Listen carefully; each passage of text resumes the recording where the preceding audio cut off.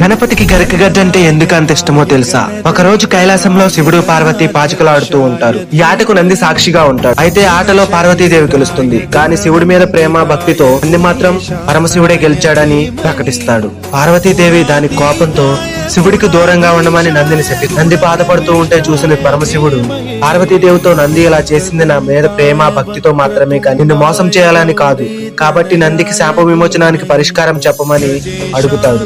దానికి పార్వతీదేవి ఈ శాపానికి విమోచనం నా ప్రియపుత్రుడైన వినాయకుడి వల్లే అవుతుంది, ఆయన్ని ప్రసన్నం చేసుకొని ఆయన నుంచి శాప విమోచనం చేసుకోమని చెబుతుంది. పార్వతీదేవి చెప్పినట్లుగానే నంది వినాయకుడికి ప్రతిరోజు రుచికరమైన ఆహార పదార్థాలు సమర్పిస్తూ ఉంటాడు. అలా ఒక రోజు నంది గరికగడ్డిని తింటూ ఉండగా వినాయకుడు అక్కడికి వస్తాడు.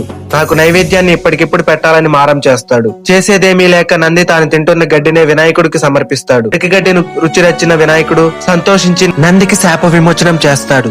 అప్పటి నుంచి మనం గణనాథునికి గరికగడ్డిని సమర్పిస్తూ వస్తున్నాం. వీడియో నచ్చితే లైక్ చేసి మన ఛానల్ ని సబ్స్క్రైబ్ చేసి కామెంట్ సెక్షన్ లో జై గణేష్ అని కామెంట్ కూడా చేసేయండి.